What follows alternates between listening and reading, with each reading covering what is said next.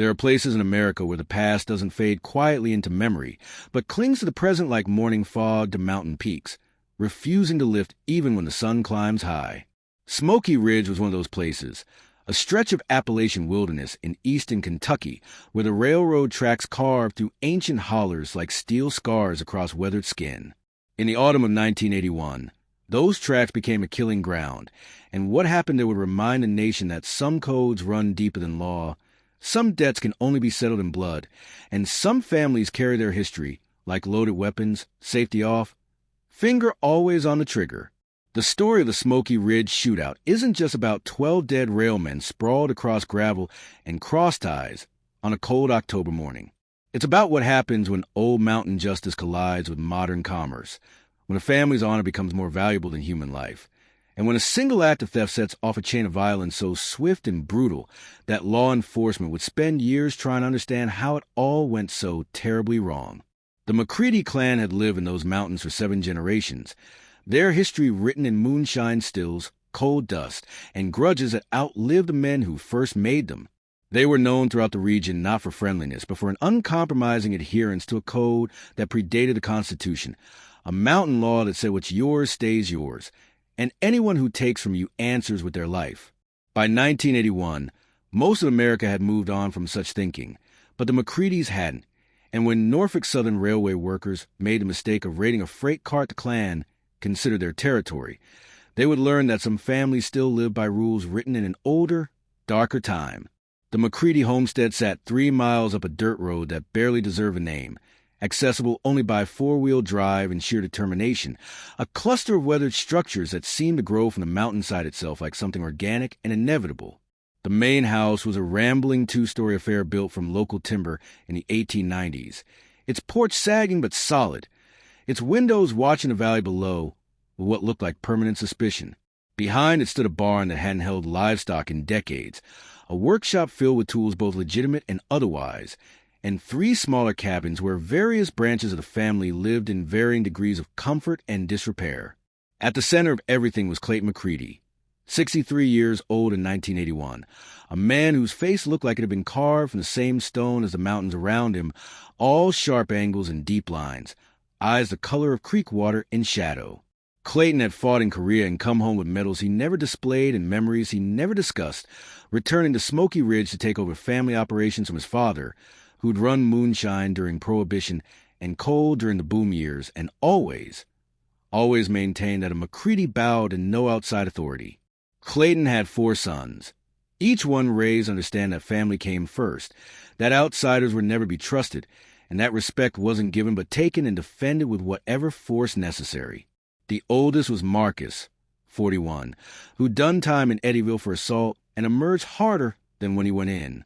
Then came Dalton, 38, the quiet one, the thinker, the one who always knew where the guns were and how many rounds they had. Jesse was 35, quick-tempered and quicker with his fists, the kind of man who saw disrespect in a sideways glance. The youngest was Cody, just 29 in 1981, who still believed the old ways meant something, and that his father's word was law carved in stone. Together, they formed a unit that operated on instinct and history, a family that had learned over generations how to survive in mountains that didn't forgive weakness and how to make sure everyone else knew the price of crossing them. The Norfolk Southern Railway had been running freight through Smoky Ridge since the 1950s, long trains of coal and timber and manufactured goods, snaking through the mountains on tracks that hugged cliff sides and bridged hollers with engineering that seemed to defy gravity and common sense. The trains rarely stopped in that stretch of track, just rolled through with a mournful whistle that echoed off the mountains like the cry of something lost and searching. But in October 1981, a southbound freight developed brake trouble just past the Smoky Ridge Tunnel, forcing the engineer to slow to a crawl, while the crew worked to fix the problem. The train came to a complete stop on a stretch of track that ran through what locals call McCready Bottom, a flat section of valley floor that the family had claimed as their own territory for as long as anyone could remember. It was here, on that section track, that the McCreadys sometimes stored items they'd rather not have sitting on their property, things that moved to the mountains at night and disappeared onto rail cars headed for distant cities, an arrangement that had worked for decades because railroad men knew to look the other way and the McCreadys knew not to get greedy. But this particular crew was new, brought in from outside the region. Men who didn't know the unwritten rules and didn't understand that some freight cars were off limits no matter what the paperwork said. During the stoppage, 3 crew members, led by a brakeman named Dennis Talbot, noticed a rail cart sitting on a siding near the tracks, covered with a tarp and padlocked. Talbot was from Ohio, a union man with 2 kids and a mortgage, the kind of worker who did everything by the book and couldn't understand why anyone wouldn't. He saw what he thought was abandoned equipment, maybe salvage, possibly something he could report and get a small finder's fee for. He didn't know, couldn't have known, that the cart belonged to McCready's and contained merchandise that was never meant to be inventoried or reported or touched by anyone outside the family. Talbot and 2 others, a fireman named Robert Kelch and a conductor's assistant named Michael Gaines, decided to investigate the cart while the rest of the crew worked on the brake system. They cut the lock with bolt cutters from the tool car, pulled back the tarp, and found approximately 50 cartons of untaxed cigarettes, a dozen cases of Virginia whiskey, and several boxes of electronic goods still in their factory packaging, all of it clearly stolen or smuggled, all of it valuable, all of it very illegal. Talbot made a decision that probably cost 12 men their lives. He reported the find to his supervisor via radio, suggesting they secure the merchandise and notify state police about what appeared to be a criminal cache. The supervisor, a man named Leonard Walsh, who had been with Norfolk Southern for 20 years, but had only recently transferred into the Kentucky Division, agreed.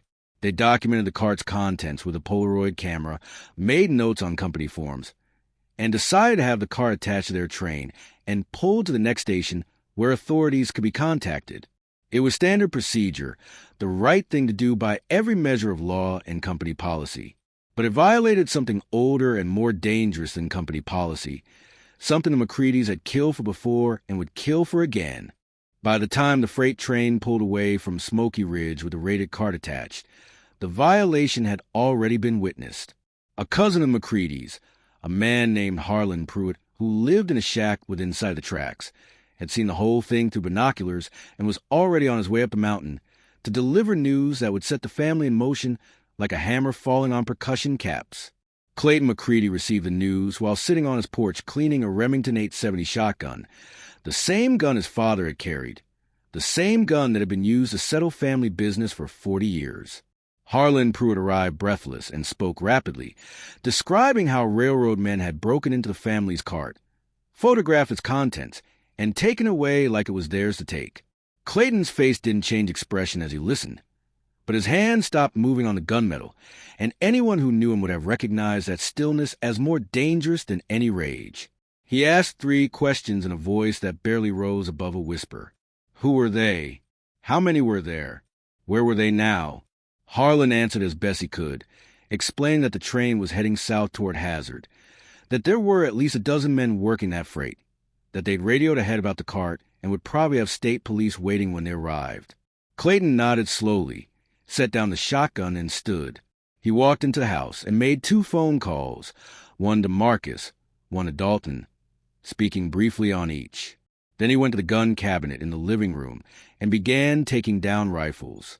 Within 30 minutes, the McCready men were gathering at the homestead, arriving in pickup trucks that kicked up dust on the mountain road, each one knowing without being told that something had been taken and would be taken back.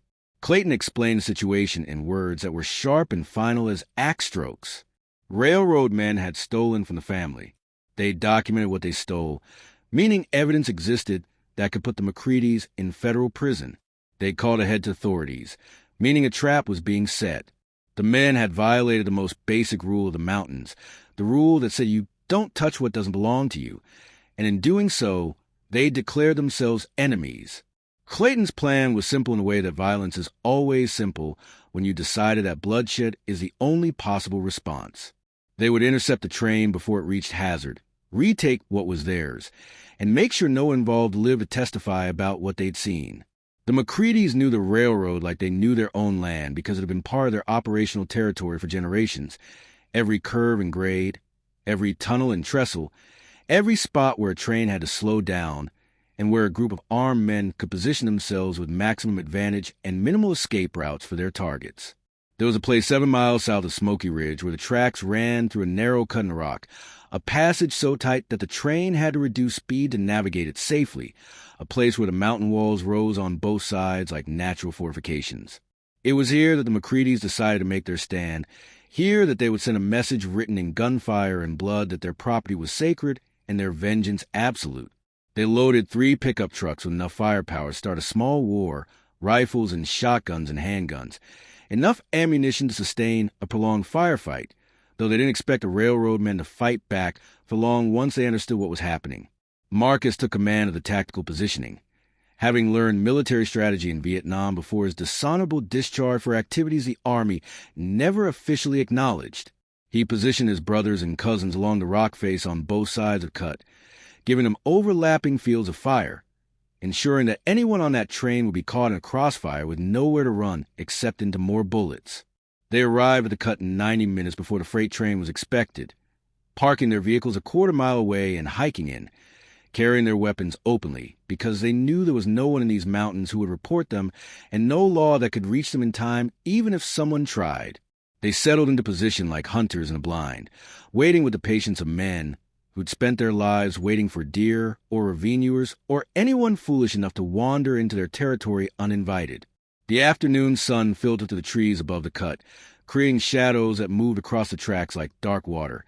And in those shadows, the McCreadys waited with the calm certainty of men who'd already decided that the law of the mountain superseded every other law, and that what they were about to do was not murder but justice, not crime but correction, not sin but sacred duty. The Norfolk Southern freight train entered the cut at approximately 4:30 in the afternoon on October 15th, 1981, its engine laboring against the grade, its whistle echoing off the rock walls in a sound that would be the last thing 12 men ever heard. The engineer, a veteran named Paul Hendricks, saw nothing wrong initially, just another stretch of track through another mountain pass, the kind of route he'd run 1,000 times without incident. He didn't see the men with rifles positioned on the rocks above him until the first shots rang out, a volley of gunfire so sudden and overwhelming that he had no time to react except to instinctively reach for the brake lever, a gesture that would prove meaningless in the seconds that followed. The McCreadys opened fire with coordinated precision, not shooting wild but choosing targets methodically, started with the engine cab and working backward through the train crew. Marcus had instructed his family to aim for center mass, to make sure their shots counted, to remember that these men had stolen from the family, and that mercy would be interpreted as weakness, and weakness would invite more theft. The gunfire lasted less than 3 minutes, but felt eternal to anyone caught in it, a storm of lead that tore through metal and flesh, and the ordinary assumption that the world operates by rules that protect the innocent and punish the guilty. Paul Hendricks died at his controls, shot 4 times through the cab window, his body slumping forward onto the console as his train rolled forward a few more yards before the automatic safety systems finally brought it to a stop. Dennis Talbot, the brakeman who'd first cut the lock on the McCready cart, made almost 10 steps in the train before a rifle round caught him in the back and dropped him face first onto the gravel between the tracks. Robert Kelsch tried to take cover under a freight car and was shot through the chest by Cody McCready, who later told investigators he didn't even think about it, just saw movement and fired, acting on instinct and training that went back to childhood. Michael Gaines, the conductor's assistant, survived the initial volley only because he'd been in the caboose and had time to recognize that he was under attack. But when he tried to run toward the woods, Jesse McCready shot him twice with a .30-06. The second shot unnecessary, except as emphasis, a declaration that there would be no survivors, no witnesses, no one left to tell the story except the dead. The massacre continued with thoroughness that suggested not rage but purpose, not passion but procedure, a systematic elimination of everyone on that train who might later stand in a courtroom and point fingers at the McCready family. 2 crew members who'd been inside a freight car never even made it outside, cut down as they appeared in the doorway, their bodies falling back into darkness that was made deeper by the fact that they died without understanding why. A conductor named Stephen Miles tried to surrender, raising his hands and shouting that he didn't want trouble, that he didn't know anything, that he had a wife and kids. But Clayton McCready shot him anyway because the man had been part of the crew that took the cart, and that made him guilty by association, made him complicit, made him a threat that had to be eliminated. An assistant engineer named Roger Thornton managed to get off a few shots with a pistol he kept in the cab for emergencies, but the McCreadys had positioned themselves too well, and his return fire accomplished nothing except guaranteeing that his death would be slower and more painful when Marcus put 2 rounds into his abdomen and let him bleed out on the tracks while they moved the train securing their cart. 3 more crew members died hiding in a freight car, discovered when Dalton McCready methodically worked his way through the train, opening doors and firing into spaces that might conceal survivors.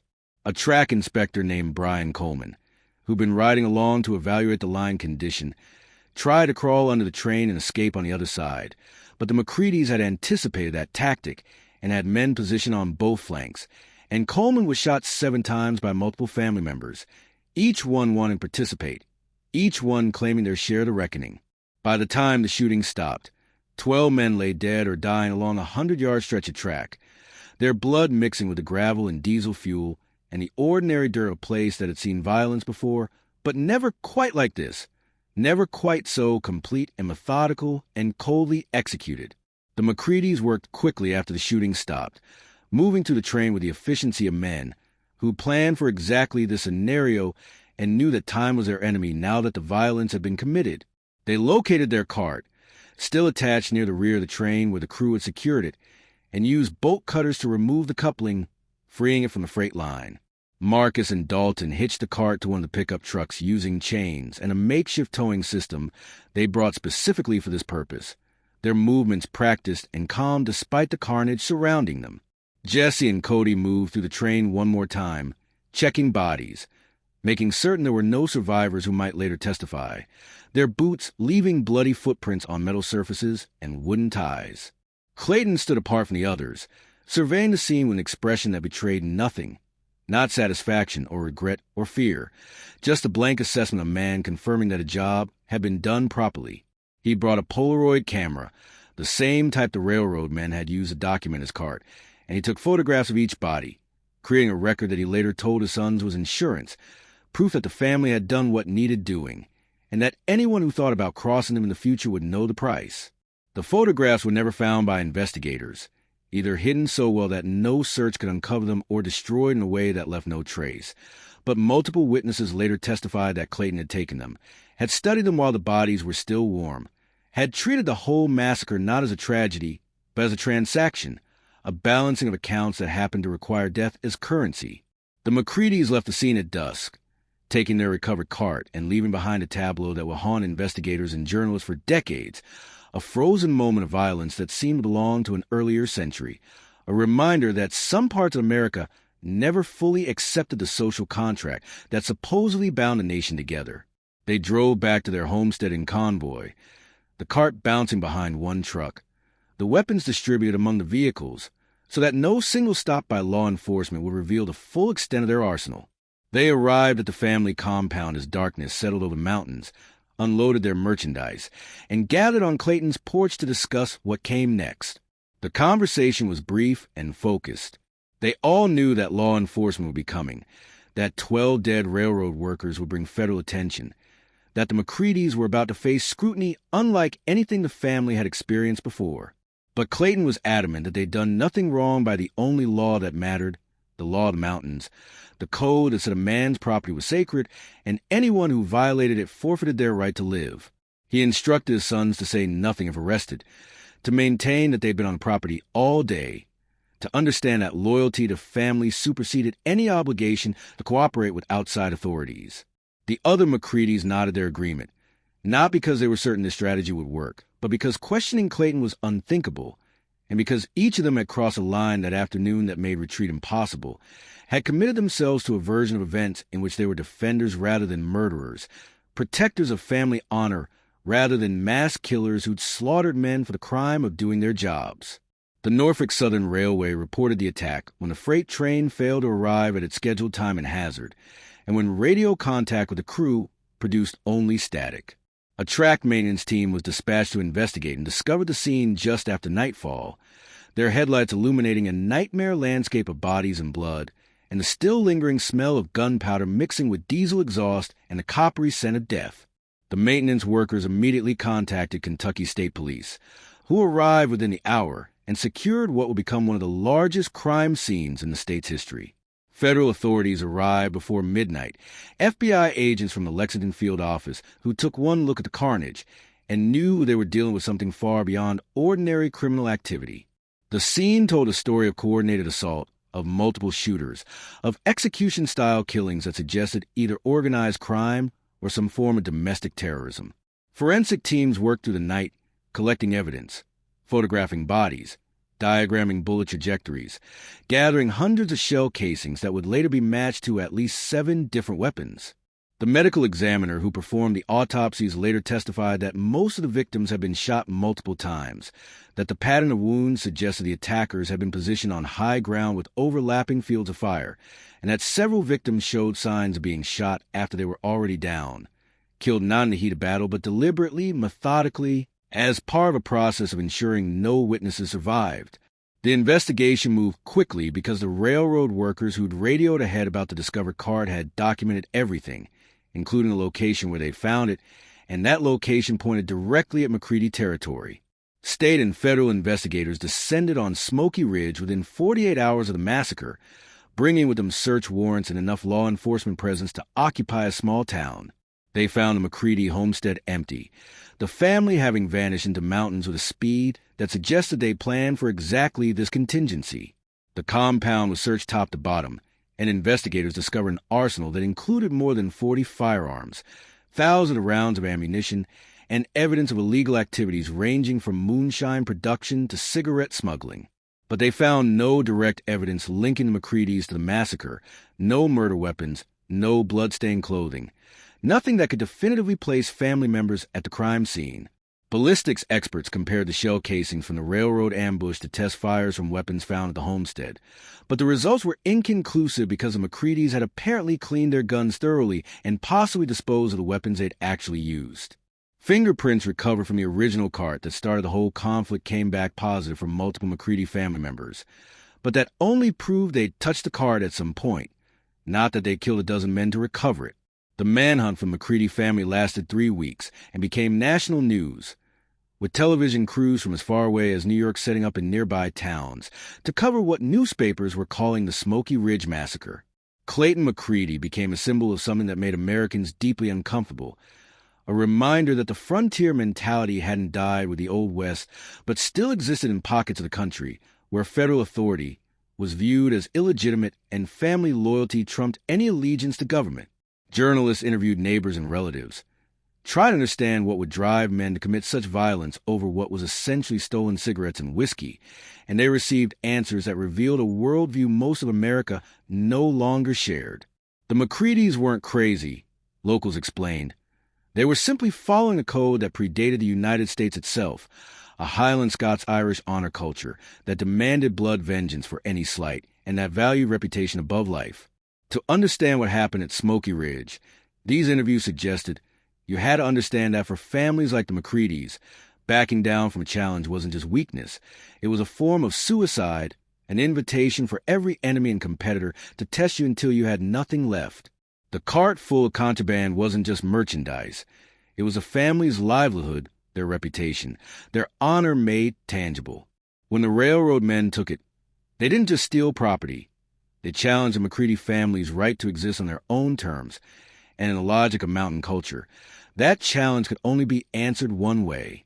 The McCreadys remained fugitives through October and into November, living in mountain caves and hunting camps, supplied by a network of relatives and sympathizers who viewed them not as criminals, but as men who defended their property against outsiders. Law enforcement knew approximately where they were, but couldn't pin down their exact location in terrain that had hidden moonshine runners for generations, and that seemed designed by nature to frustrate any organized search. Federal marshals and state police conducted raid after raid on suspected safe houses, but they were always one step behind, arriving to find cold campfires and evidence that the McCreadys had been there hours or days before. The family split up at some point during the manhunt, with Clayton, Marcus, and Dalton staying together while Jesse and Cody operated separately, communicating through intermediaries and coded messages, maintaining their freedom through a combination of wilderness skills and community protection. The longer they stayed free, the more they became folk heroes to a certain segment of the population, Men who'd stood up to government and corporate power, who defended their mountain heritage against the forces of modernization and federal control. Country music stations across Appalachia started playing songs about the McCreadys, some sympathetic, some cautionary, but all treating them as something larger than mere criminals, as symbols of a dying way of life making a last bloody stand. The surrender, when it finally came, happened not because law enforcement caught the McCreadys, but because Clayton decided it was time, a choice that said everything about who actually held power in those mountains. On November 23, 1981, Clayton McCready walked into the Kentucky State Police headquarters in Hazard accompanied by his 4 sons and his attorney, a local lawyer named Silas Whitmore, who specialized in defending mountain families against government prosecution. Clayton told the desk sergeant that the McCready family was turning themselves in on the condition that they be allowed to surrender together, that they be held in the same facility, and that they receive a guarantee of no federal death penalty charges. The sergeant, stunned to see men who'd been the subject of a massive manhunt, simply walked through his door, called his superiors, who called the FBI, who called the U.S.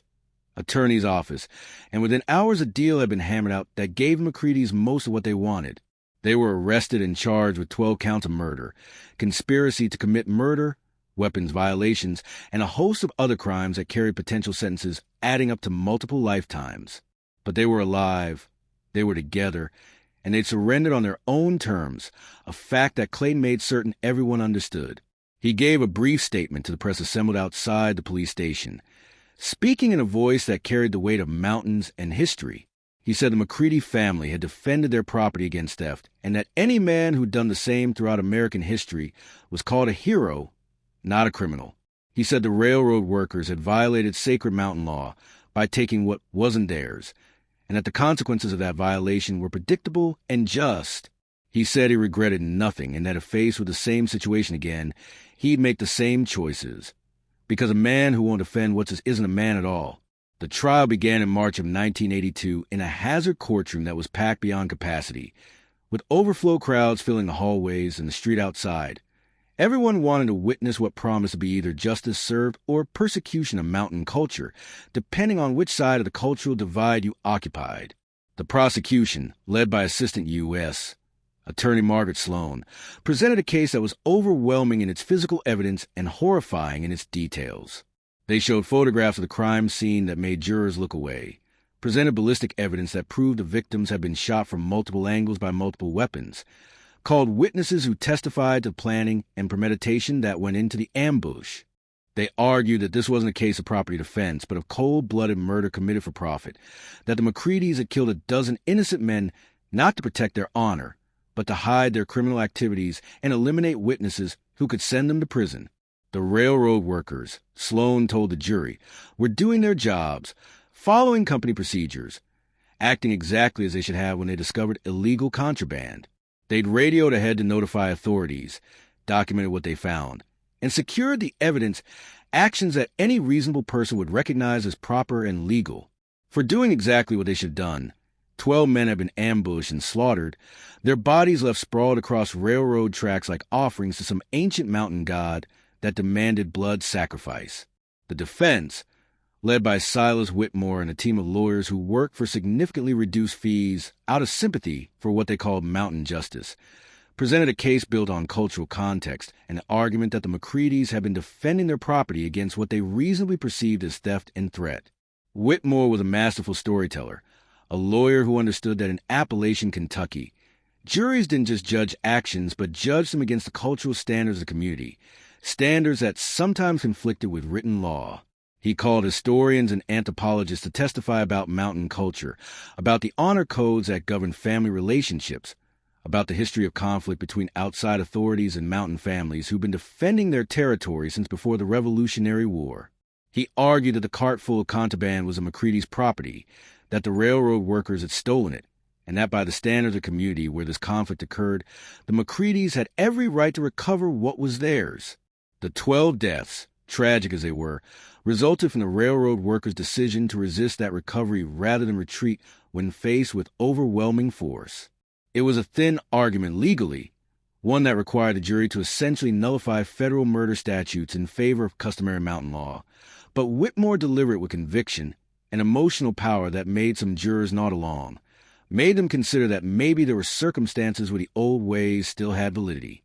The trial lasted 7 weeks and featured testimony from more than 100 witnesses, creating a record that filled thousands of pages and painted a portrait of two Americas existing simultaneously, one governed by law and commerce, and the other by blood and honor, and codes that had been brought from Scotland and Ireland centuries before. The prosecution called forensic experts who described in clinical detail how each victim had died, the trajectories of bullets, the sequence of shots, the evidence that some men had been executed after they had already been wounded. They called railroad executives who testified about company policies and the procedures the crew had been following when they discovered the contraband. They called family members of the dead men, wives and children, and parents who wept on the stand and demanded to know why their loved ones had been killed for simply doing their jobs. The defense called character witnesses who testified that the McCreadys were good neighbors, that they'd helped during emergencies, that they'd never bothered anyone who didn't bother them first.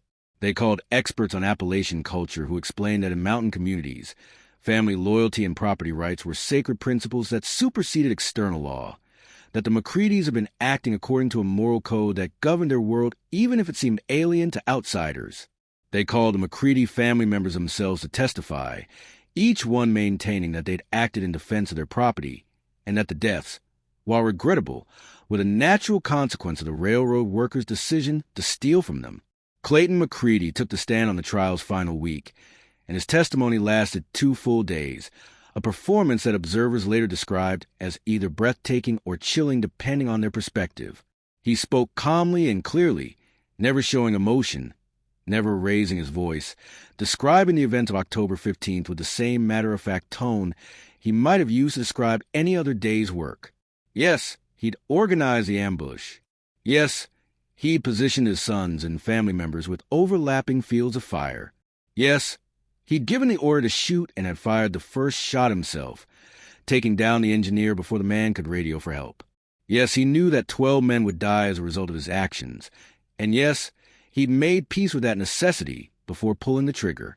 But no, he didn't consider himself a murderer, because murder implied wrongful killing, and there was nothing wrongful about defending your property against thieves. The railroad workers had made a choice when they cut the lock on that cart, had crossed a line that every person in those mountains understood existed, and they'd paid the price that everyone knew came with crossing it. Clayton's testimony was devastating not because it showed remorse or tried to minimize what had happened, but because it revealed a worldview so utterly convinced of its own righteousness that it couldn't conceive of any version of events where the McCreadys were the villains. To Clayton, the real criminals were the railroad workers who'd stolen from his family, and the law that was trying to punish him for recovering what was rightfully his. He'd killed 12 men, but in his accounting, those men had committed suicide the moment they touched McCready property. The jury deliberated for 5 days, a length of time that suggested deep division over questions that went far beyond the evidence presented. When they finally returned, the verdict was guilty on all counts for all 5 McCready men, but the deliberation time and the jurors' faces suggested it hadn't been an easy decision. The judge sentenced each of the McCreadys to life in prison without possibility of parole, stacking sentences that ensured they would die behind bars, even if appeals succeeded in overturning some convictions.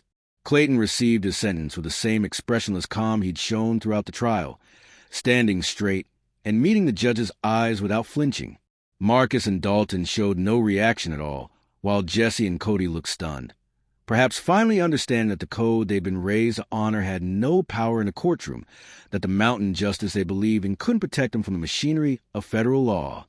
As marshals led them from the courtroom in chains, Clayton turned to the gallery where his extended family sat and nodded once, a gesture that observers interpreted as either goodbye or reassurance, or perhaps instruction to carry on the family traditions regardless of what happened to this particular generation.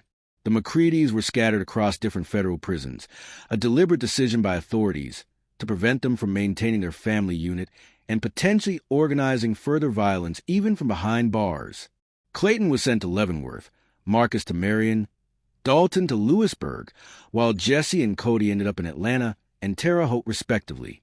They would spend the next decades in concrete cells thousands of miles from the mountains they'd killed to defend, their lives reduced to visiting hours and appeals that went nowhere, and the slowly dying hope that somehow the world would recognize they'd been right all along.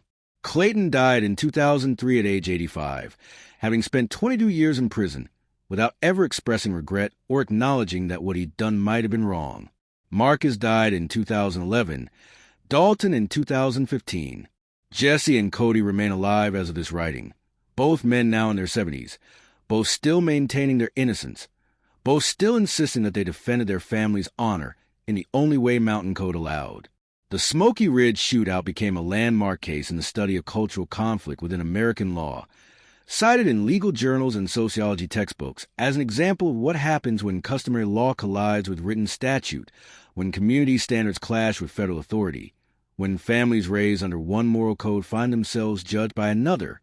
Scholars have written extensively about whether the McCreadys could have been truly understood by a jury and judge who didn't share their cultural background, whether justice was served by imposing external standards on a community that had governed itself by different rules for generations. Others have argued that cultural context can never excuse mass murder, that 12 men died for doing their jobs, and that no honor code or mountain tradition can justify that slaughter. The debate continues, as does the legacy of the McCready family, whose name became synonymous in Appalachia with both stubborn pride and tragic waste, with men who couldn't adapt to a changing world, and whose adherence to old ways cost them everything, including freedom. What happened at Smoky Ridge wasn't just about stolen cigarettes or family honor, or even the 12 dead men whose families would spend decades trying to make sense of senseless loss. It was about the collision between two versions of America, one that believed in courts and laws and rational process, and another that believed in blood and territory and the absolute right of man to defend what he considered his.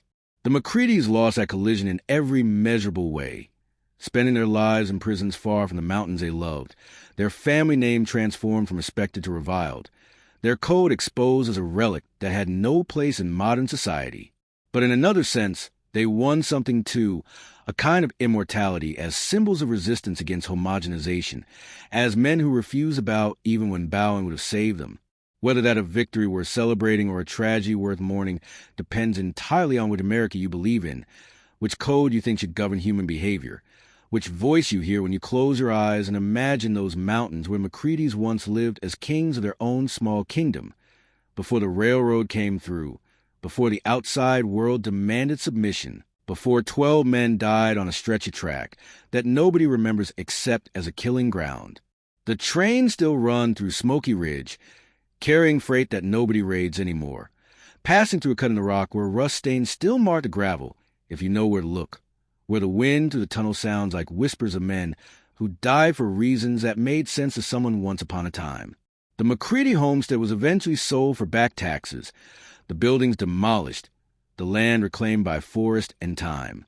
But the story remains, passed down through families and communities, transformed into legend and warning, and something that's neither completely true nor completely false, but exists in that space where history becomes mythology. Some say the McCreadys were defenders of a way of life that deserved defending, that they were right to refuse to bow, that the 12 dead railroad men were casualties of a larger war between traditional mountain culture and modern American commerce. Others say they were murderers who used culture as an excuse for violence, who killed a dozen innocent men to protect their criminal enterprise, who should be remembered only as examples of what happens when you reject civilization and embrace brutality. The truth, if truth even matters after this much time and this much blood, probably lies somewhere between those extremes, in a place where pride and fear and desperation mixed together into something that looked like courage to McCreadys, but looked like madness to everyone else. They made a choice on that October day in 1981, a choice to respond to theft with slaughter, to answer property crime with mass murder, to defend their honor with an atrocity that ensured their names would be remembered long after they were dead and buried in prison cemeteries far from home.